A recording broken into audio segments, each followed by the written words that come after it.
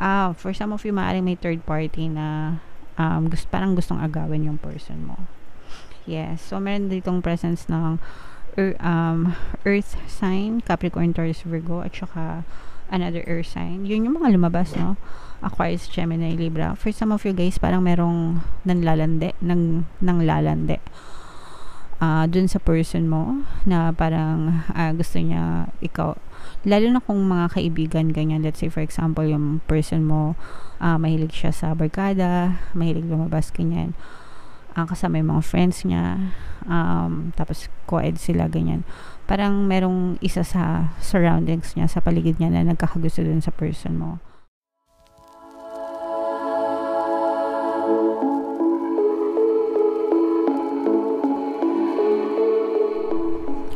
Hello guys, hello Libra, welcome back to Pinoy Pixie Tarot. Ang pamagat ng ating episode for tonight is Silip sa Pag-ibig. Ito yung ating love life reading guys para ngayong October para sa Libra, Sun, Moon, Rising, Sign, and Venus. General reading lang, pwede mag-resonate, pwedeng hindi. Combination ng positive and negative energy. Pwedeng ma-pick up energy nyo, pwedeng ma-pick up energy ng person nyo. Roles can be reversed mga kapiksi. If hindi kayo naka-resonate dito, try nyong panoorin yung video para sa zodiac sign ng person nyo. Baka nandun yung energy nyo. So, dito guys, tingnan natin yung mga influences sa relationship nyo. Meron tayong dating na energy. We have Ice King energy. And meron din tayong freedom energy. So, yung iba sa nyo, malayang-malaya, no? Parang you are open to dating. Sa mga single, mga kapisi, parang you're open to dating. Right now, malayang-malaya kayo na nagagawa nyo lahat ng kahit anong gusto nyong gawin. You are free to date, ganyan, and looking for your partner or a specific person. Meron tayong Ice King energy dito. For some of you, maaring energy mo, maaring energy ng person mo. Pag sinabing Ice King, mga kapiksi, parang medyo pwedeng literal na malamig siya. If let's say for example, meron kang karelasyon, pwedeng malamig siyang makitungo sa'yo, or hindi siya masyadong expressive, kaya Ice King parang hindi siya masyadong nag-I love you, hindi siya masyadong nag-express ng kanyang emosyon. Iba-iba kasing factor yan. Pwedeng personality niya talaga ganon, or pwede rin na lumaki siya sa ganong klaseng environment na hindi siya sanay mag-I love you, hindi siya sanay mag-express ng feelings kasi yung nakalakihan niya or nakagisnan niya ganon din. So iba-ibang factor yan. Okay, so again, pwedeng ikaw ito, pwedeng siya ito mga kapiksi. Alright? So, tingnan natin, no, kung magre-resonate itong mga energies na to dito sa inyong reading. Comment down below guys if feeling nyo naka-resonate kayo dito. Pwede naman yung iba sa inyo na kahit na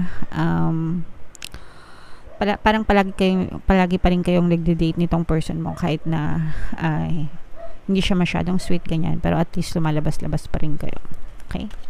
Alright. So, tingnan natin guys yung mga ganap sa relasyon nyo. Hanapin ko yung love energy guys, tsaka yung energy ng Libra sa deck na to. Habang sinashuffle ko to, panoorin nyo muna tong video natin regarding sa ating paano mag-manifest ng abundance video course. Kapiksi, sawa ka na ba sa mga struggles at hirap sa buhay mo? Masipag ka ba at masikap sa buhay ngunit hindi ka pa rin umaasenso? Ilang beses ka na bang nag-attempt magnegosyo at mag-invest pero palagi ka pa rin nalulugi? Sa pagkakataon na ito ay maaaring may subconscious beliefs ka na nagiging balakid sa iyong pag-unlad at pagyaman. Introducing, paano mag-manifest ng abundance video course. Dito ay matututunan mong ma-overcome ang mga balakid mo para tuluyan ka ng umunlad, umasenso, sumagana, maging matagumpay, successful at maswerte sa iyong kabuhayan, pera, trabaho, negosyo, salapi at kaperahan ng bonggang-bongga. Dali, mag-send na ng email sa pinoypixietarot@gmail.com at simulan na ang iyong pagyaman ngayon. Alright, so sa mga kapiksi natin gustong yumaman, mag-avail na kayo ng course mga kapiksi. Sobrang ganda talaga niyan, and good news, no, kasi meron tayong 10% discount ngayong buong buwan ng October guys. So sa lahat na mag-avail ng course, mag-avail na kayo ngayong buwan ng October. Meron tayong 10% discount until October 30. So mag-send na kayo ng email guys. So ito yung energy ng love mga kapiksi, tapos ito naman yung energy nyo. Libra, kayo ay na-represent ng King of Swords sa ating spread mga kapiksi. Meron tayong presence ng earth signs dito. Capricorn, Taurus, Virgo. For some of you, maaaring mag-travel kayo nitong person mo kung meron kayo. Ayan, no, yung date na sinasabi natin kanina, yung dating. Parang lalabas kayo nitong person mo, magta-travel para mag-bonding. Strong earth sign energy, mga kapiksi. For some of you, medyo I'm sensing na parang bago-bago pa lang yung inyong relationship kasi parang nandun kayo sa stage na you're getting to know each other. At saka itong person mo, mga maaaring karmic partners din kayo nitong person mo, mga kapiksi. Ibig sabihin, maaaring magkakilala na magkakilala na kayo sa inyong past life and pinagtagpo ulit kayo ngayong lifetime na to, mga kapiksi. For some of you guys, no, parang nangungulila kayo sa isa't isa. Parang namimiss nyo yung isa't isa pagka hindi kayo nagkikita or hindi kayo magkasama nitong person na to. Let's say for example, kapag nagtatrabaho siya, kunwari mag-asawa na kayo, tapos pag nagtatrabaho siya, pumapasok siya sa trabaho or pumapasok ka sa trabaho, magkalayo kayo, ganyan, namimiss nyo yung isa't isa. Or kahit ano pang sitwasyon, mga kapiksi, for some of you, baka LDR kayo nito, namimiss nyo yung isa't isa, mga kapiksi. At saka parang mini-mirror nyo yung ugali ng isa't isa. Nagets nyo ba? Parang nakikita mo yung sarili mo sa kanya, tapos nakikita nyo yung sarili niya sa'yo. Parang ano kayo, kapit gatas, ganyan. For some of you, maaring other half talaga, parang siya talaga yung kabiyak ng puso nyo, mga kapiksi. Yun yung nararamdaman natin dito. For some of you guys, no, maaring sa iba naman, parang ayun, no, yung sinabi nating karmic na magkakilala na kayo sa past life nyo. Kaya parang angga-anggaan ng loob nyo ngayon na nagkita ulit kayo kasi parang kilala nyo na yung ugali sa isa't isa. Kahit na kunwari hindi pa kayo matagal na magkakilala nitong person na to, pero parang angga-anggaan na ng pakiramdam mo sa kanya. Parang feeling mo kilala nyo na yung isa't isa, mga kapiksi, kasi nare-recognize nyo yung isa't isa. Alright? Pero mag-ingat din kayo guys, no? Meron tayong Seven of Swords energy. Pagdating sa love life, itong Seven of Swords energy, ito yung nagre-represent ng mga pagsisinungaling, wearing a false mask. For some of you, maaaring may third party na parang gustong agawin yung person mo. Yes. So, meron ditong presence ng earth sign, Capricorn, Taurus, Virgo, at saka another earth sign. Yun yung mga lumabas, no? Aquarius, Gemini, Libra. For some of you guys, parang merong nanlalande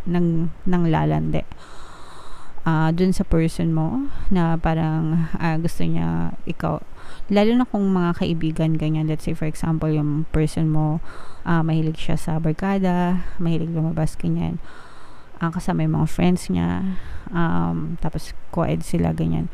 Parang merong isa sa surroundings niya, sa paligid niya, na nagkakagusto dun sa person mo, kapiksi. Tapos parang alam niyo na yung ahas. Parang gusto niya ahasin yung person nyo, mga kapiksi. Okay? Pero I'm sensing na yung iba sa nyo, yung person nyo, kahit na inaahas sila ng iba, parang this person is trying to remain true and loyal sa inyo, mga kapiksi. So, if ever man na meron kayong third party sa relationship, this person is always choosing you. Ikaw palagi yung pinipili niya, mga kapiksi. So, yun yung nakikita natin na energy, guys. Although, syempre, hindi naman natin pwedeng sabihin na mag-ingat kayo kasi kung kinagat niya yung mansanas, di ba? Natukso, ganyan. Pero medyo tuso yung third party, mga kapiksi, kasi parang malalim yung pagkakagusto nito sa person mo. So, parang tuso siya na parang gagawin niya ang lahat. Maagaw yung person mo.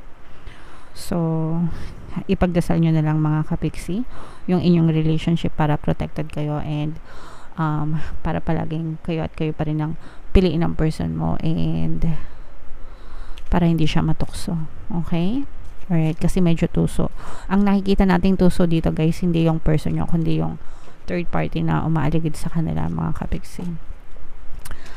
So, if in case naka-resonate kayo, guys, pwede nyo pakinggan yung pampawala ng third party subliminal natin, pampawala ng balakid, pampaloyal, at saka para ikaw yung piliin. So, sa mga may third party sa relationship, yun talaga yung pinaka the best na combo napakinggan nyo ng mga subliminal. So, nandiyan yan lahat sa ating YouTube channel, guys. Libre lahat yan. Alright? Okay. So, tingnan natin. Comment down below, Libra, no, if naka-resonate kayo dyan. Tingnan natin yung mga love message para sa inyo, kapiksi. Habang sinashuffle natin to, naka-flash sa screen nyo yung ating email coaching, Manifest Your Desires Using the Law of Attraction. If meron kayo mga specific na gusto nyong i-manifest, pwedeng love and relationship, pwedeng money or career, mga kapiksi. Pwede kayong magpabook ng email coaching session with me. Mag-send lang kayo, guys, ng email sa pinoypixitarot@gmail.com. So, ito guys, no, yung stay optimistic and let your friends help you sa mga kapiksi natin na problema. Kasi nga, di ba sabi ko sa inyo, parang tuso, no, may tukso na ahas, ganyan, na umaaligid-aligid sa person mo. So, stay optimistic kahit na ganyan. Make sure na nakafocus ka yung energy mo dun sa iyo at saka sa person, wag dun sa third party. Kasi pagka pinagbuhusan nyo ng attention yung third party, lalo siyang mag-i-exist sa 3D nyo. So, if ayaw nyo na, diba? Kaya nga sinasabi ko sa inyo, guys, your energy flows where your attention goes. So, ibig sabihin, kapag yung attention mo, yung isip mo na sa third party, iniisip mo na may third party, mag-show up talaga siya sa 3D nyo, sa physical reality. If you don't want it, avoid it. So, i-delete nyo sa isip nyo. Make sure na yung attention nyo is nakafocus lang between you and your person. Walang third party na nag-exist sa isip mo, therefore hindi sila mag-exist sa 3D mo. Or if they're currently existing, kunwari, paano yung kapiksi nag-exist na talaga sila, nandiyan na talaga. So, wag nyong pagbuhusan ng atensyon kapag hindi sila nagiging dominant sa isip nyo, unti-unti silang mawawala, magdi-disappear. Okay? So, that's how you handle, or that's how you remove third party in your relationship. Again, if you don't want it, avoid it. Kung ayaw nyo sila, wag nyo silang isipin. Ganun lang yun. Why? Bakit ganun? Because whatever is in your head is the one being pushed out in your 3D, in your reality. Comment down below, guys, if naintindihan nyo. Kung hindi nyo naman naintindihan, okay lang. Magdasal na lang kayo, mga kapiksi. Stay optimistic and let your friends help you, mga kapiksi. Humingi kayo ng tulong sa mga kaibigan nyo, ganyan, kung feeling nyo medyo malala yung problema nyo pero at the end of the day, guys, kasi kahit na let's say for example may mga friends kayo, no, na nasasabihan nyo ganyan, at the end of the day kasi it's between you and your person, no, kumbaga kayong dalawa lang talaga ng person mo yung makakapag-resolve ng mga problema nyo sa relationship, kasi kayo yung in a relationship, hindi naman yung friends nyo, diba? So kahit anong sabihin ng friends nyo, kahit anong gawin nila, kayo pa rin ang person mo yung makakapag-resolve ng issues nyo, guys. Okay? And keep an open mind, mga kapiksi, no? Kailangan open-minded tayo sa lahat ng bagay, even sa relationship.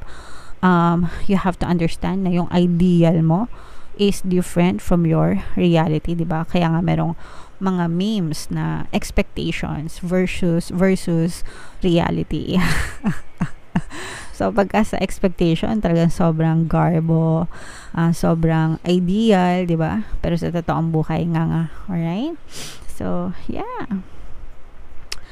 Comment down below, Libra, if naka-resonate kayo sa mga messages para sa inyo. By the way, guys, ito yung ating 2024 kapalaran for Libra. Kung hindi nyo pa napapanood, panoorin nyo na. Super nice, super ganda. And ito naman yung ating success stories ng paano mag-manifest ng abundance video course. Thank you for liking, sharing, and subscribing, mga kapiksi, and see you again next time. I love you all, guys. Have a nice day. Bye-bye.